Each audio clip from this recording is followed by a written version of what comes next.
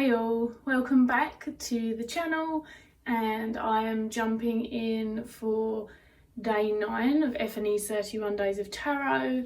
Today the question is, what was a memorable reading in 2019?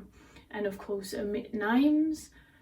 Just a heads up before we get started, this is another one of those podcasty, chatty videos where you don't need to watch, and so you can just listen and get on with what you're doing.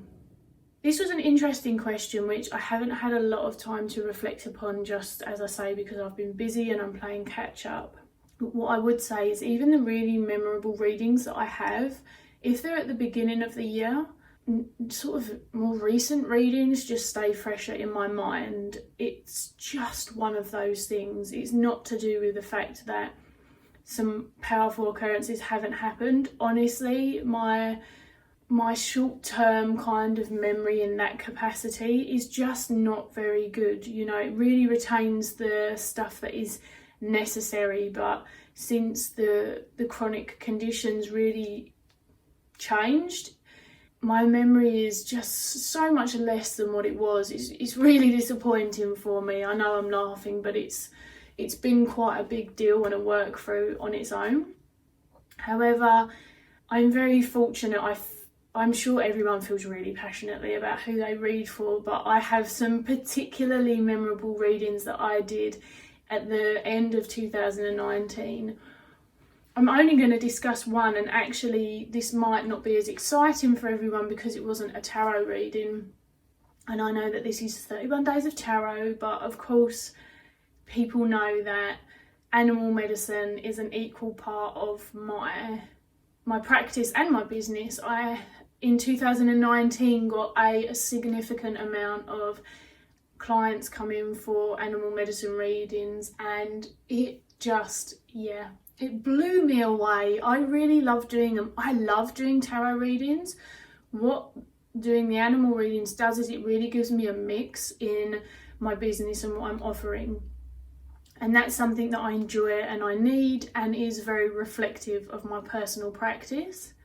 The animal medicine reading that I did was for someone who I definitely consider to be a friend and have a connection with, as well as someone who has come and supported my business. When they sort of rocked up in my business email and asked for this reading, I was really excited to do it. And it was one of those readings, I'm sure other people must experience this, where you sit with the cards and you already know that it's gonna be something a bit special, you know, whether you get a visceral response, whether it's a thought process. For me, it was very kind of goosebump, tingles. The two medicines that came through, incredibly different, and yet there was this one very, very strong link between them that sung a very powerful message. And then the two medicines sort of went off on these very nuanced tangents of their own, and it built such an incredible picture, but based on the foundation of this transmutation that the individual was going through, that they'd been preparing for, that they were in the midst of, and it really identified stages, which is not something that commonly occurs. And I would definitely say that the more information I'm given based on the way that I read, the more personal and deep and detailed the readings can be. And I know where they are at the moment. It really helped, and this reading just kind of, it transformed on its own and really just started telling me stories, so much so that I made a whole host of these really long and very storytelling notes before I even sat down and wrote the full reading, because my readings are written at the moment, although I may shake that up. And so I had this really enjoyable experience. I mean, honestly, it was such an enjoyable, organic and visceral reading and writing experience in particular. I think it was quite a treat for me. I don't often try and get too attached to the readings one way or another after they've gone, you know. Obviously, I am keen for the recipient to receive them well, and I hope that they're happy with them, but it's one that specifically stood in my mind. And when the client got back to me, or querent, sorry, I keep flipping between the two terms because I use one for reading and one for work, like my other work.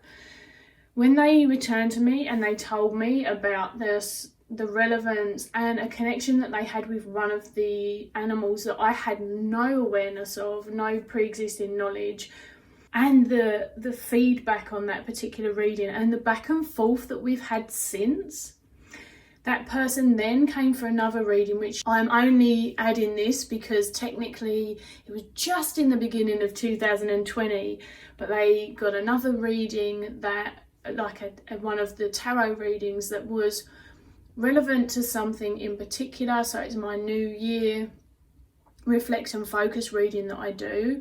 So very different from the animal medicine. And I will read for people closer if the readings are different in that way. Obviously, I don't just keep reading for people on the same topic, especially if the work's not, you know, been delved into. But they got a New Year's reading, and the New Year's reading, the animal medicine popped up in the reading again in the deck that I used, and it was just one of those really synchronistic things that then the animal medicine added to the tarot reading, which in that tarot deck it's a layer within it anyway, but it's not a solely tarot, it's not a solely animal deck, so it's a wild unknown. But it popped up again, and it just really evolved into this beautiful weaving of connections through a story of here's where we started, here's what's going through, these are the potentials, where do you want to go with this, let's expand upon that, come back, you know. And the tarot reading sort of then took it further on.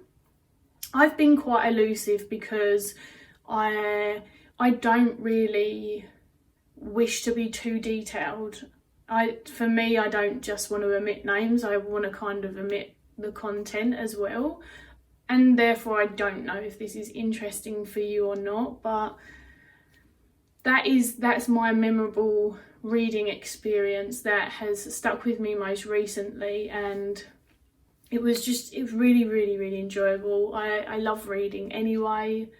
It's nice to have querents who come and they really share my various passions, and of course I'm assuming that's why they choose me as a reader. And that's what the best thing about variety is, that you kind of, mostly I feel like you get the clients or the querents that you're meant to have.